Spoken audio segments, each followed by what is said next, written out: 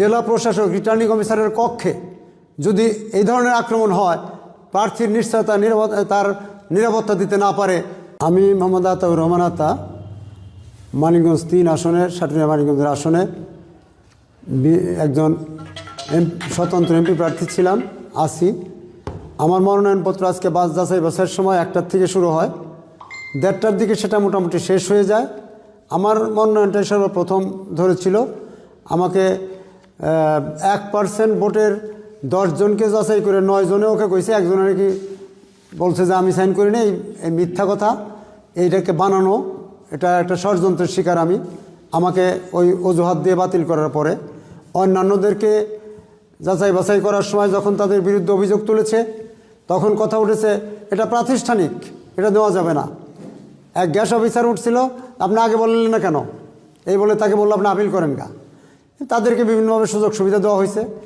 এরপর আমি যখন বেরিয়ে আসতেছি, ওই গ্যাস অফিসারের সাথে কথা বলতেছিলাম, তখন আমার পিছন থেকে এসে একদল পেটোয়া সন্ত্রাসী বাহিনী, আফরোজা খান রিতার বাহিনীর তার পিএস সোহেল এবং জাদু, নাসিরুদ্দিন জাদু, অ্যাডভোকেট উজ্জ্বল সহ, এরা আমার উপরে অতর্কিত আক্রমণ করে, যেটা আমার জন্য লজ্জাস্কর এবং অত্যন্ত আমি এটা ঘৃণা ভরে জানাতে চাই।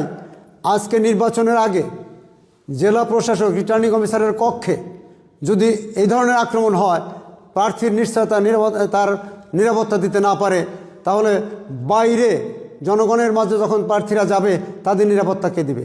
আজও সেই আওয়ামী লীগের মতো সন্ত্রাসী কায়দা। আগে কিন্তু আওয়ামী লীগের মতো আওয়ামী লীগরা কখনো রিটার্নিং অফিসারের কক্ষে গিয়ে তাদের সামনে সরকারি অফিসের ভিতরে যায় কখনো প্রার্থীর বিরুদ্ধে আঘাত করে নাই।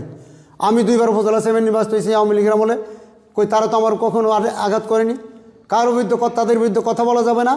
এটা হলো এখন আওয়ামী লীগকে ছাড়িয়ে গেছে আমাদের বর্তমান মানিকগঞ্জের সভাপতি বা মানিকগঞ্জের প্রার্থী আফরোজা খান রিতার বাহিনী।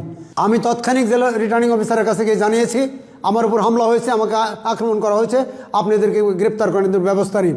উনি কোনো ব্যবস্থা নেননি। পরবর্তীতে আমি আমার লিখিত দিয়ে এসেছি ওনার সিএর কাছে যে আমার বিরুদ্ধে এরকম হামলা করা হয়েছে, আমি প্রার্থীর বিরুদ্ধে নির্বাচনী ব্যবস্থা গ্রহণের জন্য আমি দরখাস্ত দিয়েছি এবং যারা আমাকে আক্রমণ করছে তাদের অবিলম্বে তাদেরকে গ্রেপ্তার করে তাদের বিরুদ্ধে আইনানিক ব্যবস্থা গ্রহণ করার জন্য আমি সেখানে দরখাস্ত দিয়ে আসছি। আমি জানি না এটা কী হবে। এত দুর্বল প্রশাসন, এত দুর্বল যদি রিটার্নিং অফিসার হয়, উনি কী করে এই নির্বাচন পরিচালনা করবেন? আমি মনে করি এখনও নির্বাচন শুরুই হয়নি। রিটার্নিং অফিসারের কক্ষে, রিটার্নিং অফিসারের সম্মেলন কক্ষে এখনই পার্টির উপর আঘাত করা হয় বা কোনো বিশেষ শক্তিধর বাহিনী, তাহলে অন্যান্য প্রার্থীরা বাইরে কী করে তারা ভোট চাবে, ভোটের জন্য তারা ক্যানভাস করবে, তারা কীভাবে নির্বাচন করবে? এই নির্বাচন এখন প্রশ্নবিদ্ধ হয়ে উঠেছে। মানিকগঞ্জের নির্বাচন সারা বাংলাদেশেও কতটা প্রশ্নবিদ্ধ জানি না, মানিকগঞ্জের নির্বাচন প্রশ্নবিদ্ধ হয়ে উঠছে। মানিকগঞ্জের নির্বাচন সুষ্ঠু হবে না, এটা আমার আজকে ধারণা হয়ে গেছে। আমি এটার তীব্র প্রতিবাদ জানাই। অবিলম্বে এই সন্ত্রাসীদের গ্রেপ্তার করতে হবে এবং এই যে যার বাহিনী তার বিরুদ্ধে এই নির্বাচনী আইনে তার বিরুদ্ধে ব্যবস্থা গ্রহণ করার জন্য আমি জোর দাবি জানাচ্ছি। তা যদি না হয় তাহলে বুঝবো মানিকগঞ্জের এই রিটার্নিং কর্মকর্তা, এই প্রশাসন দিয়ে নির্বাচন সুষ্ঠু হতে পারে না, সুষ্ঠু হতে পারবে না। এখানে একটা নামকস্তি নির্বাচন, কোনো এরা তারই পক্ষপাতিত্ব, তারই দাস হিসাবে প্রশাসন কাজ করবে এবং বিজয় তারা জোর করে ছিনিয়ে নিয়ে যাবে পাবলিকের কাছ থেকে।